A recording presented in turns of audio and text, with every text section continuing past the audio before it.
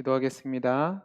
사랑이 많으신 하나님 아버지 감사합니다. 주일을 은혜 가운데 보내게 하시고 월요일 첫 시간 하나님 앞에 새벽 예배로 드리게 하시니 감사합니다. 이 시간 함께 말씀을 나눌 때에 말씀 속에서 하나님이 주신 뜻을 깨달아 알게 하시고 그 말씀에 결단하여 오늘도 성도로서 살아가는 우리 사랑하는 동원교회 성도님들이 되게 해 주옵소서. 은혜 주시기를 소원하며 감사하며 사랑 많으신 예수님 이름으로 기도하옵나이다. 아멘.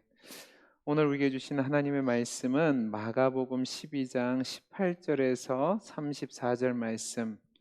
마가복음 12장 18절에서 34절 말씀입니다.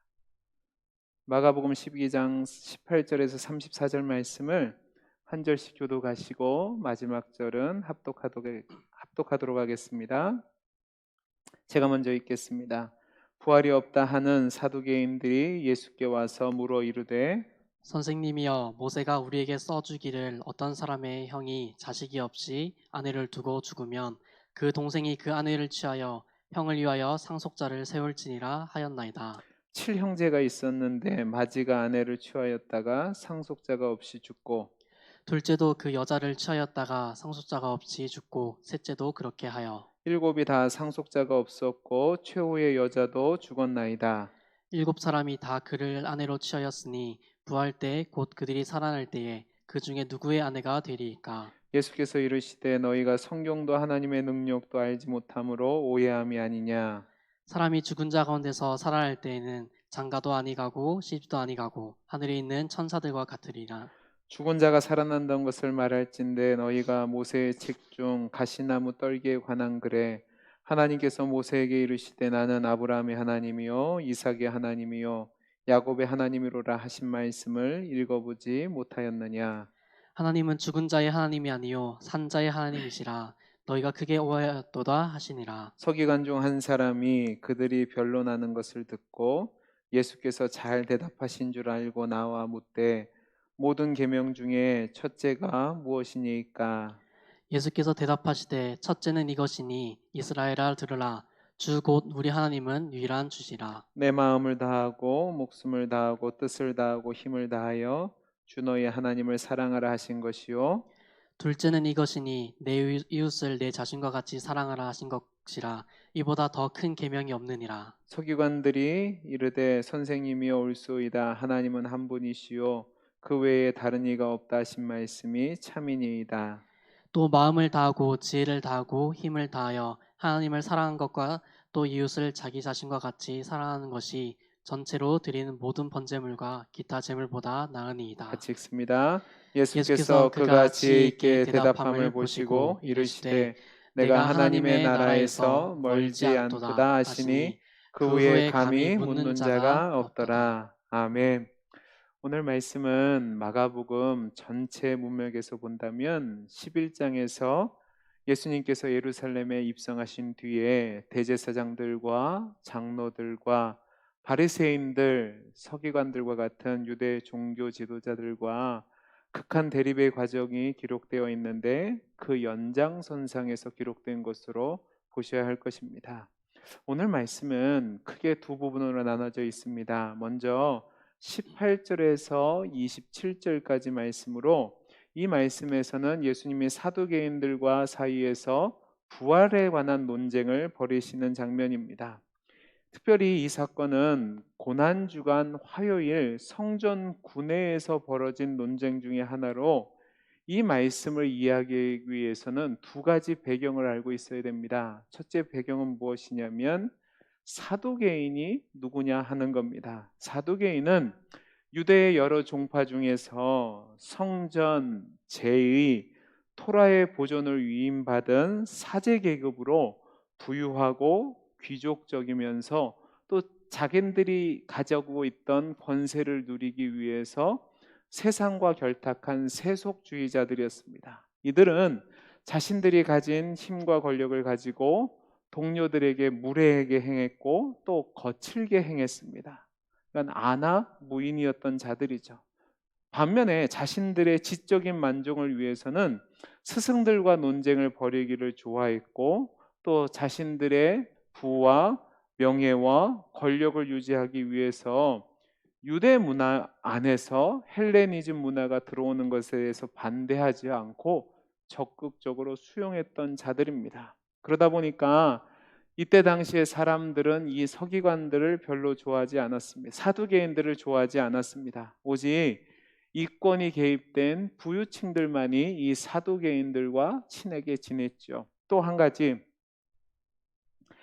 그럼에도 불구하고 이 사두개인들에 대해서 우리가 기억해야 될 것은, 이들은 대제사장이었던 사독의 후예라는 자부심 때문에 종교적으로는 굉장히 보수적이었습니다. 그래서 모세오경의 사상을 문자적으로 실현하기 위해서 토라에 언급되지 않은, 모세오경인 토라에서 언급되지 않는 천사의 신앙이나 종말의 신앙이나 내세의 부활 등에 대해서는 반대하며 비판하는 자들이었다는 사실입니다. 그러니까 이런 배경 속에서 예수님과 부활 논쟁을 벌이게 되는 거죠. 또 우리가 오늘 말씀의 배경으로 또 한 가지 살펴봐야 될 것이 있는데, 그것은 무엇이냐면 형사취수법이라는 법의 내용입니다. 이 형사취수법 또는 계대결혼법이라고 하는 것은 무엇이냐면, 형이 죽어서 형수가 남아 과부가 되었을 때 그녀가 살아갈 방편이나 자식이 없는 경우에 그 형의 동생이 그 형수를 아내로 삼아서 대를 잇게 하고 그녀의 삶을 보존하도록, 보살피도록 만든 제도가 형사취수법 또는 계대결혼법이라고 하는 겁니다. 이 법이 나오게 된 것은 당시 문화가 고대 농경사회였었는데, 이 농경사회에서 가장 중요한 재산이 바로 토지였습니다. 그런데 남편이 죽게 되면 이 유일한 재산이고 중요한 재산이었던 토지를 과부가 유지할 수 없기 때문에 모든 것을 빼앗길 수 있는 상황이 되었습니다. 그래서 이 과부에게서 모든 것이 빼앗겨지면 이 과부는 살아갈 방법이 없으니까 하나님께서는 죽은 형의 동생으로 하여금 그 형수와 결혼을 하여 그 기업을 무르도록 함으로써 남편이 죽고 아무런 재산권이 없던 여성에게 살아갈 수 있는 토대를 마련해 준 제도가 이 형수 취수법이라는 겁니다. 그런데 중요한 것은, 오늘 이 사두개인들은 이 하나님이 은혜로 주신 형사 취수법을 가지고 예수님과 부활 논쟁을 벌이고 있다는 사실입니다. 자, 그러면 오늘 본문으로 한번 들어가 보죠. 오늘 말씀을 보시면 부활이 없다고 하는 사두개인들이 예수님께 나와서 신명기 25장의 5절에서 6절에 있는 제가 방금 말씀드린 형사 취수법을 가지고 나와서 부활에 있어서 최악의 예를 들면서 부활의 부당성을 이야기하려고 합니다. 한 여자에게 남편이 7이나 있었습니다. 그런데 이 여자는 남편의 형제들을 통해서 아이를 갖는데 실패합니다. 그러다가 결국은 다 죽게 되는 거죠. 자, 생각해 보십시오. 한 아나이에 7명의 형제가 있습니다. 그런데 다 남편입니다. 이들이 다 죽게 됐습니다. 그렇다면 하늘나라에서 이들이 만나면 누가 도대체 남편이냐? 이 최악의 근거를 가지고 예수님께 나와서 부활이 없다라고 이들이 주장하는 겁니다. 이에 예수님께서는 24절에서 27절까지 말씀을 통해서 사두개인들의 이러한 질문이 성경도 알지 못하고 하나님의 능력도 알지 못해서 나온 오해에서 비롯된 생각이라고 책망하시면서 그들이 성경을 피상적으로만 알지 진정한 뜻을 알지 못한다고 말씀하고 계십니다. 예수님은 사람이 죽은 자 가운데서 살아날 때에, 즉 하나님의 나라가 온전히 임하게 될 때에 사람들이 하늘의 천사와 같이 될 것이고 현재의 상황과는 다른 삶을 살게 될 것임을 밝히시면서 이 모든 것이 하나님의 능력으로 말미암아 나타낼 것이라고 말씀하고 있는 겁니다. 그러면서 그들의 신학의 근거가 되는 모세를 언급하면서 모세에게 나타나는 하나님이 아브라함의 하나님, 이삭의 하나님, 야곱의 하나님으로 나타나셨다고 말씀하면서 죽은 자의 하나님이 아니라 산 자의 하나님이라고 말씀하는 겁니다. 여기서 중요한 것이 무엇이냐면 누구의 하나님이 되실 것이라는 말씀은 하나님이 자기 자신의 언약 백성과 변치 않는 관계를 맺는다는 겁니다. 이것은 하나님이 과거와 현재와 미래를 넘어서 계시며 죽음을 넘어 영원히 계시는 하나님이고, 하나님 안에 있는 자들은 죽은 자들이 아니라 영원히 살아있는 자들이라고 말씀하는 겁니다. 이러한 언약 관계 속에서 하나님의 말씀을 따라 종말할 때에 당신의 백성을 하나님이 신원하실 것이라고 이야기하는 거죠.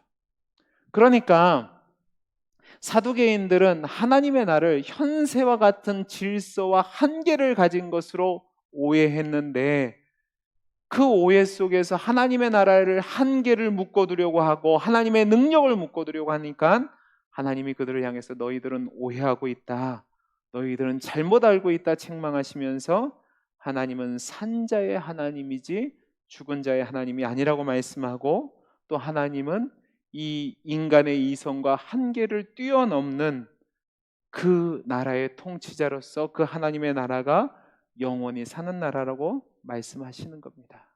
그 다음으로 두 번째 단락은 28절에서 34절까지 말씀인데요. 옆에서 이렇게 예수님이 사두개인들과 논쟁을 하던 것을 지켜보던 한 서기관들이 예수님이 답변 잘하시는 것을 보고 예수님께 나와서 이제 질문을 합니다. 예수님, 모든 계명 중에 첫 번째 되는 계명이 무엇입니까? 그리고 그 질문에 대해서 예수님이 대답하시는 내용이 나와 있습니다. 우리가 여기서 주목할 것이 무엇이냐면, 제가 말씀드린 것처럼 이 사건은 예수님께서 예루살렘에 입성하신 뒤에 대제사장들을 비롯한 유대 종교 지도자들과 논쟁을 벌이는 중에 나온 것이라고 말씀을 드렸습니다.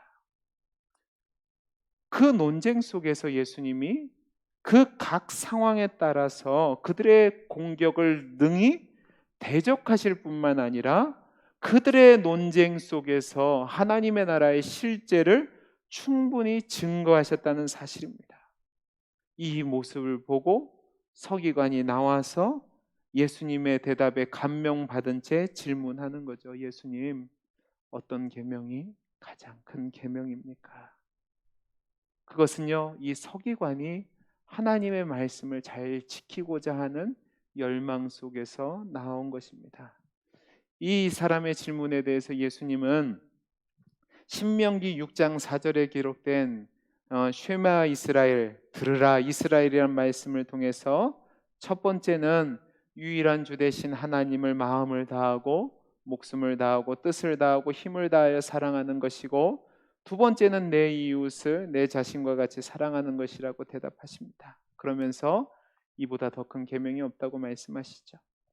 이 두 계명은 모두 하나님이 택하시고 부르시고 구원하신 이스라엘 백성에게 주시는 율법의 핵심으로 하나님의 백성이라면 마땅히 지켜야 될 율법의 본질적인 내용이었습니다. 이 예수님의 대답을 들은 뒤에 이 서기관은 크게 긍정을 하면서 맞습니다, 하나님은 한 분이시고 그 외에는 다른 이가 없습니다 라는 대답을 합니다.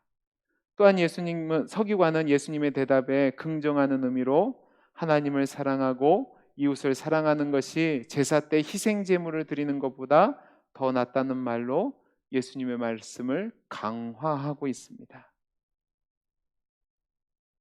예수님은 이런 서기관의 지혜 있는 말씀을 들으시고 내가 하나님 나라에서 멀지 않는다라고 말씀을 하십니다. 이것은 중요하게 보셔야 되는데요, 그의 대답이 지혜롭고 또 그가 이제 임하게 될 하나님 나라에는 가깝지만 그 하나님 나라에는 아직 들어가지 못하는데, 그 이유가 무엇이냐면 아직 예수님이 사명을 다 완수하지 않았기 때문에 그렇습니다. 그러니까 예수님이 가깝다라고 이야기하신 것이죠. 그러니까 하나님의 나라는 율법을 온전히 이해하고 지켜서 들어가는 나라가 아니라 그리스도의 은혜로 들어가는 나라라고 말씀하시는 겁니다. 그리고 난 뒤에 감히 묻는 자가 없다라고 이야기하고 있습니다. 자, 오늘 이 말씀을 통해서 저와 여러분이 함께 교훈을 얻고자 하는 내용이 있습니다. 첫째는 무엇이냐면 부활이라는 것이 하나님의 능력이라는 사실입니다. 우리 오늘 본문 24절에서 27절까지 말씀을 같이 한번 읽어보겠습니다. 같이 읽겠습니다. 시작. 예수께서 이르시되 너희가 성경도 하나님의 능력도 알지 못함으로 오해함이 아니냐. 사람이 죽은 자 가운데서 살아날 때에는 장가도 아니가고 시집도 아니가고 하늘에 있는 천사들과 같으니라. 죽은 자가 살아난다는 것을 말할진대 너희가 모세의 책 중 가시나무 떨기에 관한 글에 하나님께서 모세에게 이르시되 나는 아브라함의 하나님이요 이삭의 하나님이요 야곱의 하나님이로라 하신 말씀을 읽어보지 못하였느냐. 하나님은 죽은 자의 하나님이 아니요 산 자의 하나님이시라 너희가 크게 오해하였도다 하시니라. 아멘. 제가 앞에서 말씀드린 것처럼 이 사두개인들은 모세 오경만을 인정하고 부활이나 심판이나 천사의 존재를 부인하는 자들이었습니다. 그들은 예수님을 공경에 빠뜨리기 위해서 부활이 있다면 생길 수 있는 가장 난해한 문제를 가지고 예수님께 도전해 왔습니다.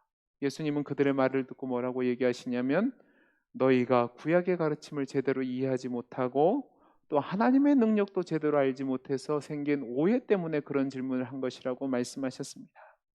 자, 구약 성경을 보면 먼저 구약 전체를 통해서 호세아나 이사야나 다니엘 등을 통해서 부활에 대해서 분명히 이야기하고 있음을 우리는 알고 있습니다. 그리고 더 중요한 것은 죽은 자를 살리시는 하나님의 능력을 이들이 믿지 못했다는 사실입니다. 우리 하나님은 우리의 인간의 수준에서 역사하시는 하나님이 아닙니다. 우리 하나님은 죽은 자를 살리셔서 이 세상과는 다른 삶을 살게 하시는 능력이 있는 하나님이십니다. 그리고 그 하나님이 우리에게 부활의 능력을 주셨을 때에는 그곳에선 더 이상 결혼을 하거나 가정을 이룰 필요가 없습니다. 또 부활한 성도들은 하늘의 천사와 같은 모습으로 영광스러운 모습으로 지상에서와는 다른 영광스러운 삶을 살게 될 것입니다. 왜냐하면 그 능력의 하나님께서 산자의 하나님이시기 때문에 그렇습니다. 아브라함의 하나님, 이삭의 하나님, 야곱의 하나님이란 말은 살아있는 하나님이라는 말입니다. 그들이 육신적으로는 죽었을지 몰라도 영적으로는 하나님과 함께 살아있는 자들인 거죠. 우리는 우리의 이성 안에서 모든 것을 판단하고 모든 것을 이치에 맞지 않으면 아닌 것이라고 생각하는 경우가 있습니다. 그러나 그것은 잘못된 것입니다. 우리가 부활을 경험하지 못하고 우리의 능력으로 부활할 수 없다는 것 때문에 부활이 없다고 얘기하는 것은 어리석은 겁니다. 사두개인들이 자신의 이성으로 믿어지지 않으니까 영혼도 부활도 영생도 믿지 않은 것처럼 우리 중에도 많은 사람들이 예수를 믿음에도 불구하고 이 땅에서 예수를 믿고 예수의 가르침이 좋아서 따라가기는 하지만 죽어서 영혼도 부활도 영생도 있다고 생각하지 않는 사람들이 참 많이 있습니다. 단지 이 세상이 끝나면 우리의 죽음으로 말미암아 모든 것이 끝난다고 생각하는 분들이 예수를 믿는다고 하는 사람들이 많다는 말입니다. 그러나 그것은 오해입니다. 우리의 하나님은 영존하시는 하나님입니다. 그 하나님은 죽은 자의 하나님이 아니라 산 자의 하나님이십니다. 그리고 그 하나님의 능력은 능히 죽은 자를 다시 살리시고 영원토록 살게 하실 수 있는 능력의 하나님입니다. 이 하나님의 능력을 믿으시고 부활을 소망하며 살아가는 우리 성도님들이 되시기를 간절히 소원합니다. 두 번째로 무엇이 가장 지혜 있는 삶이냐 하는 겁니다. 우리 오늘 29절에서 33절 말씀을 같이 한번 읽어보겠습니다. 시작. 예수께서 대답하시되 첫째는 이것이니 이스라엘아 들으라. 주 곧 우리 하나님은 유일한 주시라.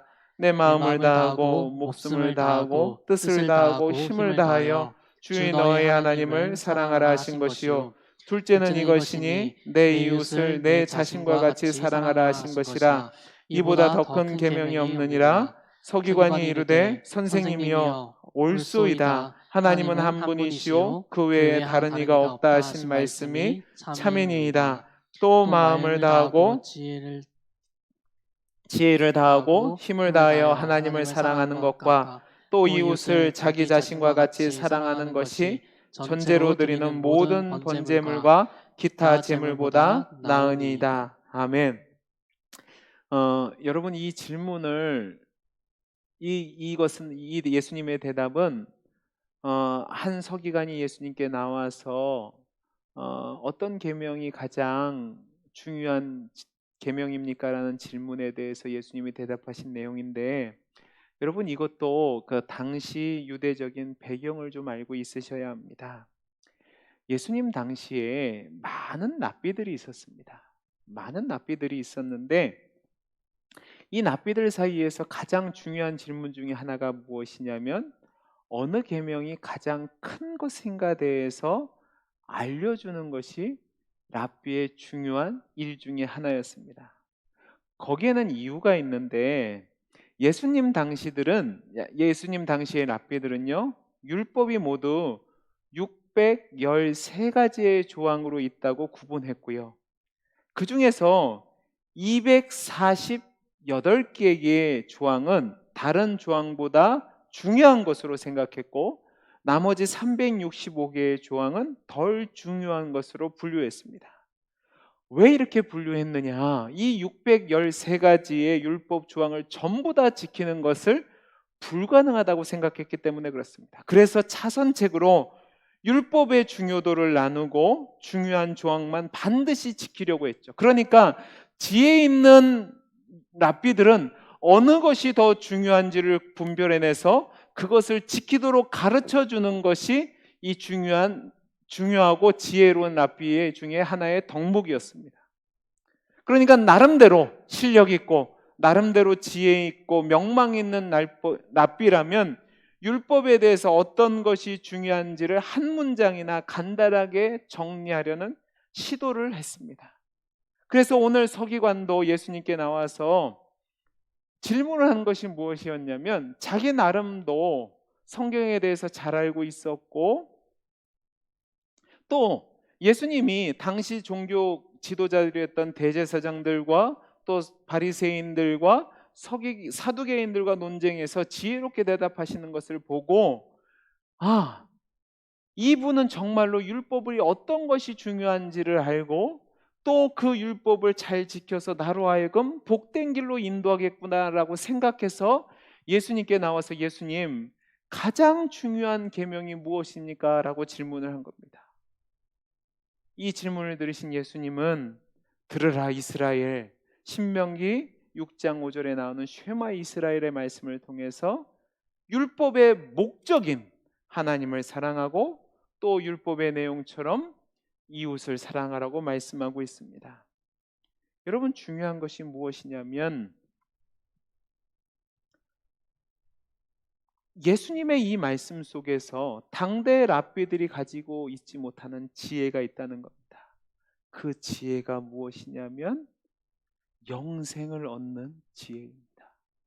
당시 랍비들은 자신들이 하는 수 있는 것과 하지 못하는 것을 나눠서 자신들의 의를 드러내기 위해서 율법의 조항을 나눈 반면에 예수님은 율법을 주신 목적이 무엇이는지를 명확히 아시고 영생을 얻을 수 있는 말씀을 하시는 겁니다. 영생을 얻을 수 있는 지혜가 가장 소중한 것인데 그것이 무엇이냐면 여호와 하나님을 경외하는 거죠.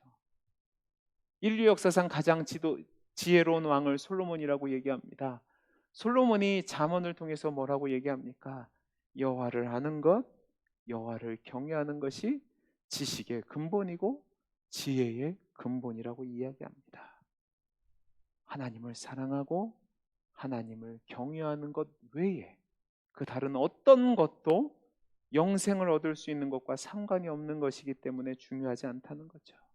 그러면서 솔로몬은 더 나아가서 하나님을 경외하는 외에 다른 모든 것들은 헛되더라라고 이야기하고 있습니다. 사랑하는 성도 여러분, 여호와 하나님을 경외하는 것, 여호와 하나님을 사랑하는 것이 지혜의 근본입니다. 그 하나님을 사랑하고 경외하는 것, 또 그 하나님이 지으신 인간을 사랑하는 것, 그것이 우리가 이 땅에서 살아갈 때 영생을 소유한 자로 살아갈 수 있는 가장 지혜로운 삶인 겁니다. 왜냐하면 이것이 바로 하나님이 율법을 주신 목적에 가장 부합한 삶이기 때문에 그렇습니다.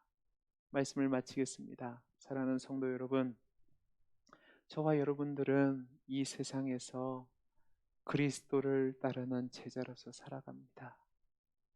그리스도를 따라간다는 것은 이 세상 사람들과 다른 삶을 사는 겁니다.